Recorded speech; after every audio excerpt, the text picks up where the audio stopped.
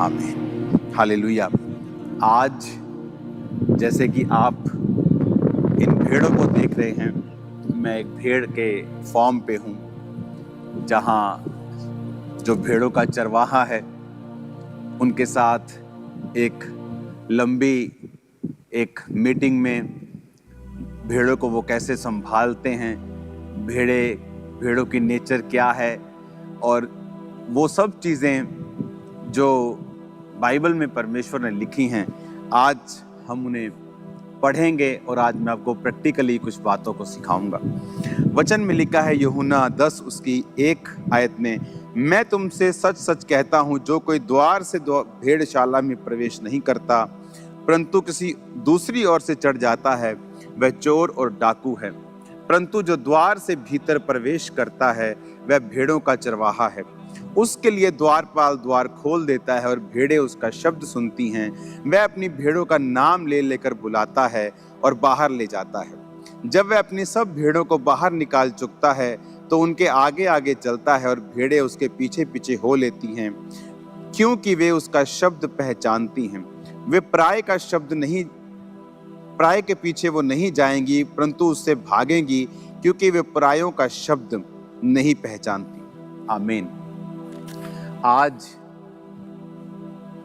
जब चरवाहा, आप इस वीडियो में देखेंगे कि जब भेड़ों की ऊन जब कतरी जाती है तो चरवाहे ने जब भेड़ को पकड़ा और चरवाहे ने गले में एक लॉकेट, जो उसकी निशानी है कि ये चरवाहा है, जब उसने उसको दिखाया तो वो भेड़ चरवाहे के हाथ में रिलैक्स हुई और वो उसका ऊन जो था वो कतरने लगा। और जब वो उसका ऊन कतरने लगा, वो चुप करके, बहुत से लोग वहाँ मौजूद थे और बहुत से लोगों ने उस ऊन को, चरवाहे ने कहा कि आप सब मेरे साथ आकर उस ऊन को काट सकते हैं। और हम सब ने उस भेड़ की ऊन को काटा। और तब तक जो भेड़ थी बड़ी शांत रीति के साथ बनी रही और चरवाहे के हाथ में अपनी, जब तक उसने उसको छोड़ा नहीं, जब तक वो ऊन काटी नहीं गई, तब तक वो वहां से गई नहीं। अगर हम भेड़ों की जिंदगियों को देखें तो बाइबल कहती है कि प्रभु यीशु मसीह ने हमको, आपको भेड़ों के समान रखा है। उसने अपने आप को भी निष्कलंक मेमना कहा है। उसने कहा है कि वो मेमना जो जगत के सारे पापों को उठा के लेके गया।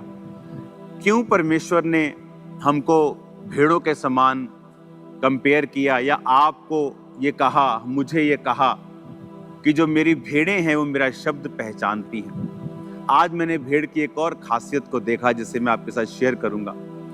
जो भेड़ है वो कभी भी सेल्फ सफिशिएंट नहीं है, वो आत्मनिर्भर नहीं हो सकती है।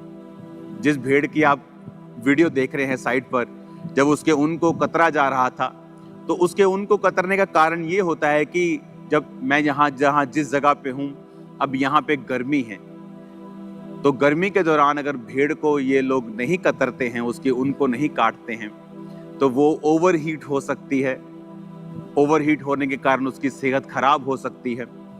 और जब बारिश के सीजन में अगर बहुत ज़्यादा ऊन भेड़ पे हो तो वो पानी उसमें ठहरा रहता है, उसमें कीड़े अपने अंडे देते हैं, उसमें मच्छर बहुत ज़्यादा और कीड़े बहुत बड़ी मात्रा में चले जाते हैं और उसको हमेशा तंग करते हैं। और इसीलिए हर साल उनके ऊन को कतरा जाता है और फिर भेड़ें जो हैं वो हेल्थी रहती हैं। और परमेश्वर ने वचन में क्या लिखा है,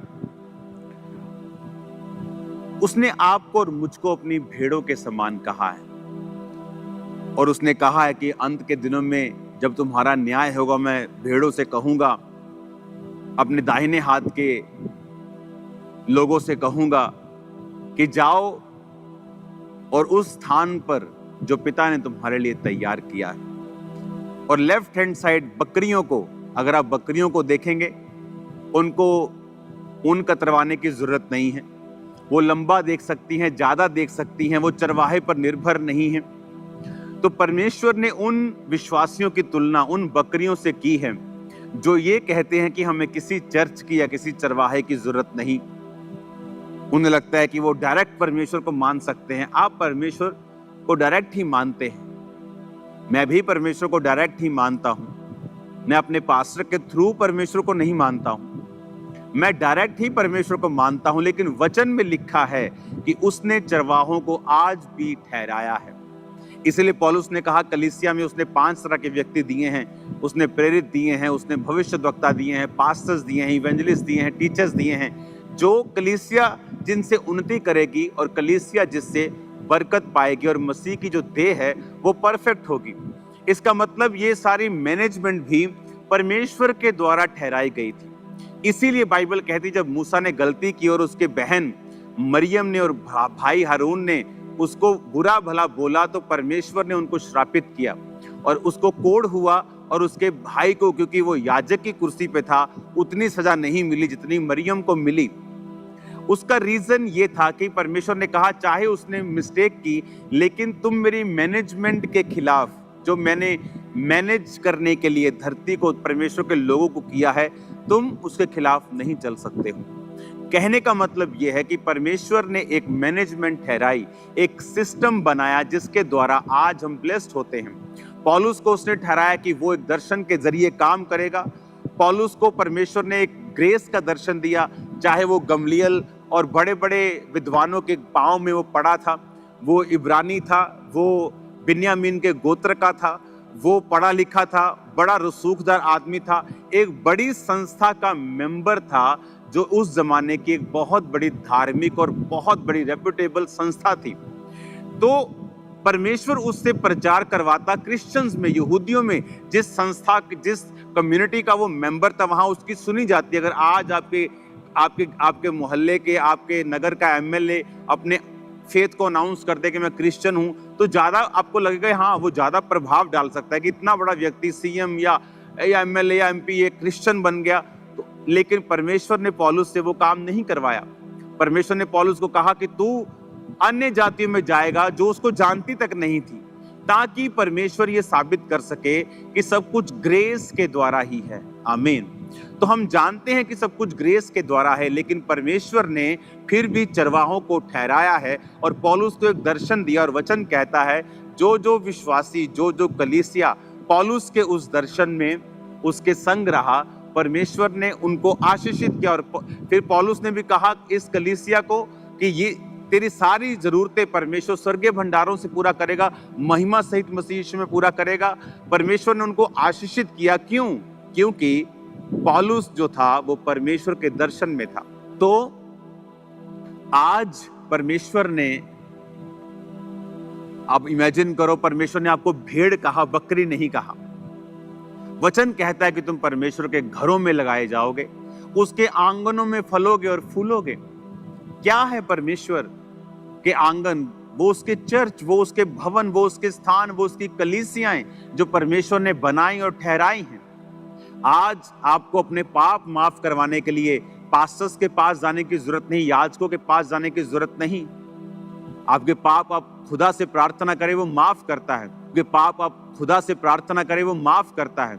लेकिन उसने उन लोगों को ठहराया है ताकि आप लोग उन्नति पाएं और आप लोग ब्लेस्ड हों। इमेजिन करो, जो लोग परमेश्वर के भवन से दूर होते हैं, उसी तरह फिर उनकी जो स्किन है, उनके जो बाल हैं, वो ओवरग्रोन होते हैं, भार उनकी लाइफ पर होता है, बहुत सारी शैतानी चीजें उनको तंग कर रही होती हैं, जिस तरह भेड़ को तंग करती हैं। ओवर द टाइम वो उसके जान को नुकसान कर देती हैं। और यहाँ हमने आज देखा कि किस तरह से एक अच्छा चरवाहा जानता है कि भेड़ को अब उसको फ्री करने का समय है, अब उसको खिलाने का समय है, पिलाने का समय है। परमेश्वर भी हमारा अच्छा चरवाहा है। और आपने एक और चीज नोटिस की वीडियो में कि जब भेड़ अपनी ऊन को कतरवा रही थी तो वो बहुत शांति के साथ, बहुत ही सरेंडर मोड में वहां पे बैठी थी। वो बिल्कुल भी अपोज नहीं कर रही थी, वो बिल्कुल आराम से अपने चरवाहे के हाथ में थी। अगर हम परमेश्वर से बरकतों को चाहते हैं, हम भी समर्पित होकर समर्पण के मोड में परमेश्वर के हाथ में भी, उसके दासों के हाथ में भी रहें, तो फिर परमेश्वर उस मकसद को पूरा कर पाता है।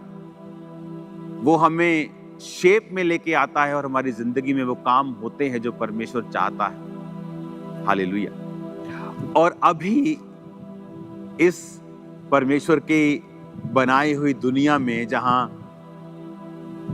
ये बहुत सारा ऐसा स्थान है जो अभी तक अनटच्ड है, यहाँ बहुत से लोग नहीं हैं, यहाँ भीड़ नहीं है, मोस्टली यहाँ जानवर आपको देखने को मिलेंगे, आपको पेड़ मिलेंगे, आपको वादियाँ मिलेंगी, ऐसा परमेश्वर का ये स्थान मिलेगा जहाँ आप लंबे समय तक, सुबह से लेकर दोपहर तक आप प्रार्थना कर सकते हैं और आप बिल्कुल भी थकेंगे नहीं। इस तरह का ये परमेश्वर ने मुझे स्थान दिखाया है। तो आज मेरा मैसेज आपको यही है कि परमेश्वर के हाथों में भेड़ बने, ओवर स्मार्ट मत बने, बकरियां ना बने जिसको चरवाहे की जरूरत नहीं है, भेड़ बने जिसको चरवाहे की जरूरत है, क्योंकि वो ना तो बहुत लंबा देख सकती हैं और वो बिना चरवाहे के चल नहीं सकती। उनको चरवाहे की जरूरत हर कुछ दिनों और हफ्तों के बाद उसको पड़ती है। और परमेश्वर भी यही चाहता है।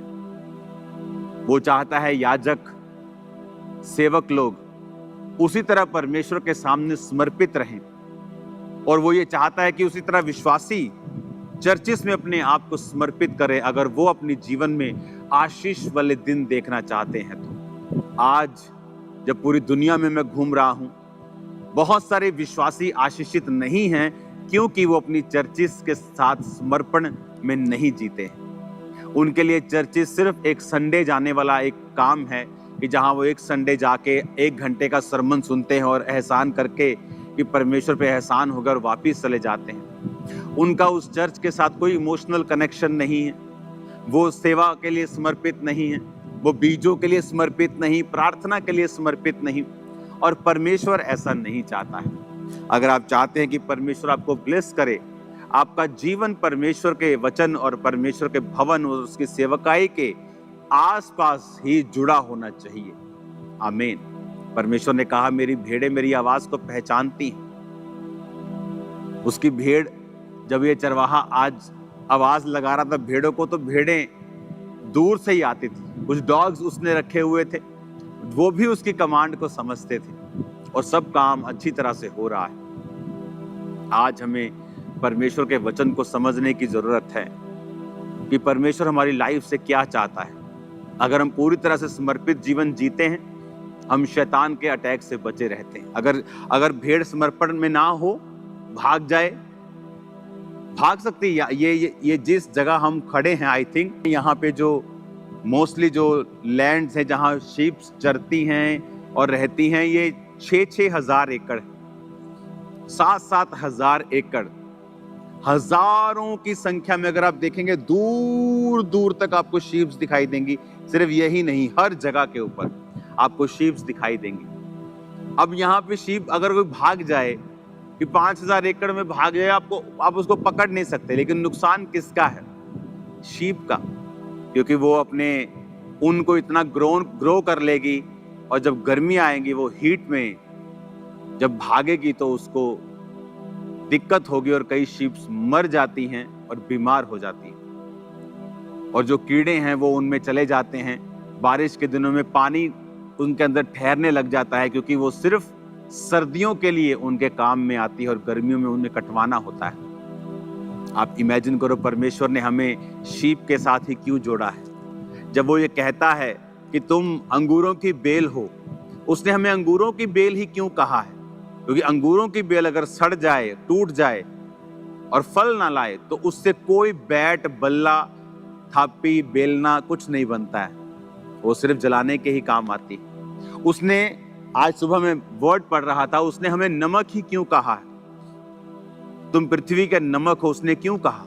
उसने ये क्यों नहीं कहा कि तुम पृथ्वी के तरबूज हो, तुम पृथ्वी के केले हो, तुम पृथ्वी के आटा हो, तुम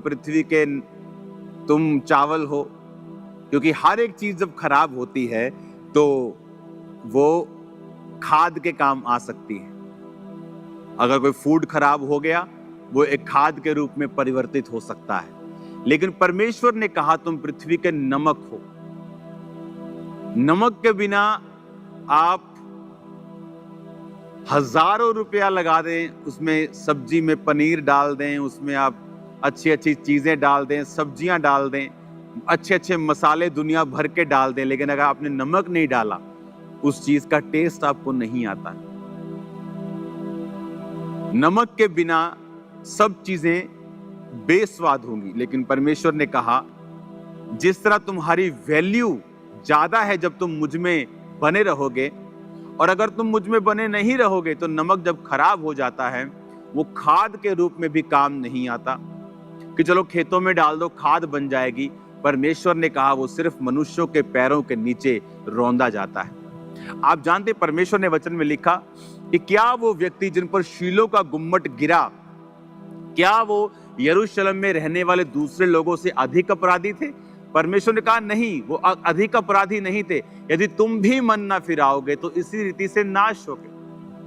आज परमेश्वर का वचन हमें सिखाता है कि हमें जो वर्ड कहता है कि भेड़ के समान समर्पण करते हुए अपने जीवन को परमेश्वर को देना, क्योंकि हम जानते हैं कि परमेश्वर के बिना हम कुछ नहीं कर सकते।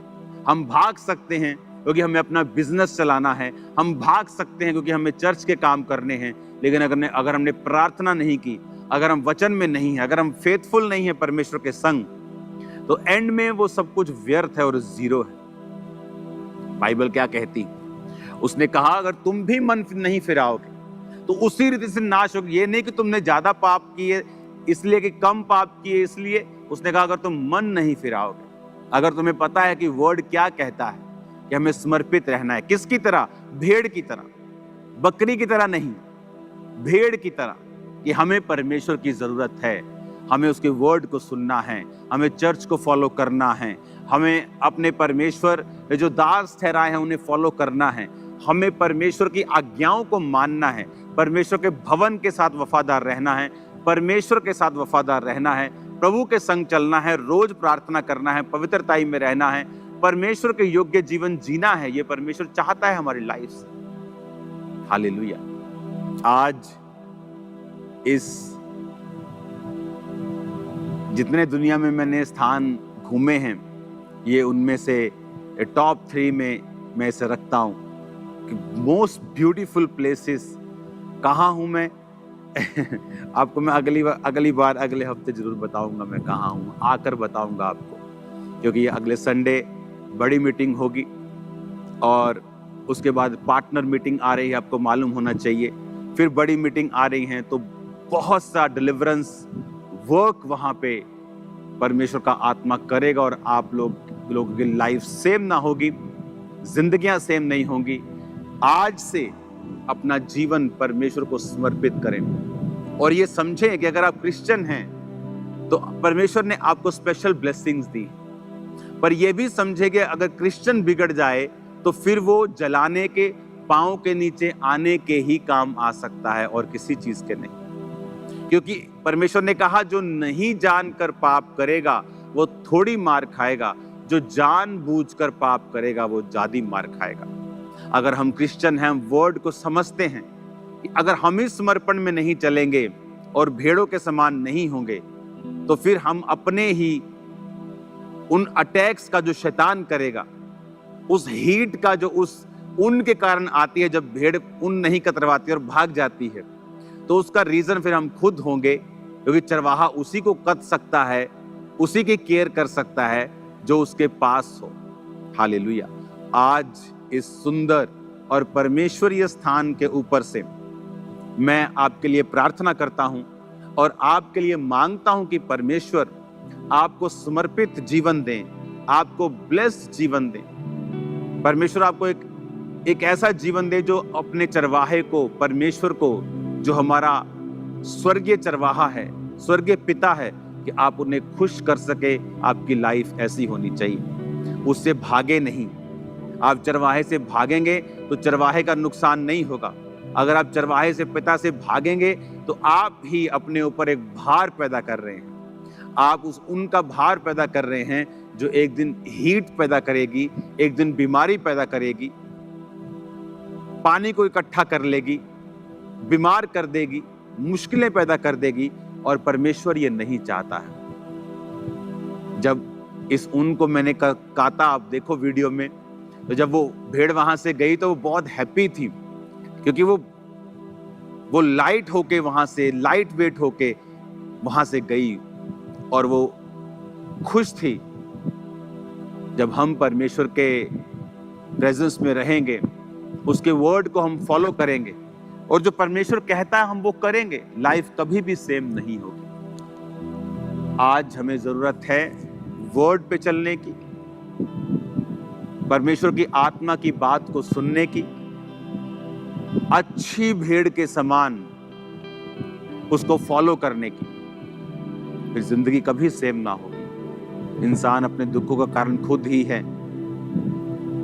परमेश्वर उसी की रक्षा करता है जो उसके बाड़े के अंदर है। अगर आप प्रभु से भागेंगे तो कुछ दिन आपको अच्छा लग सकता है, कुछ दिन फ्री महसूस हो सकता है कि ओ वाह, मैं कितना फ्री हो गया हूं, कोई चरवाहा नहीं, कोई सीटी नहीं, कोई डॉगी नहीं मुझे तंग कर रहा, कोई मुझे लेने नहीं आ रहा, मैं फ्री हूं। लेकिन धीरे धीरे वो बोझ बनने लगता है।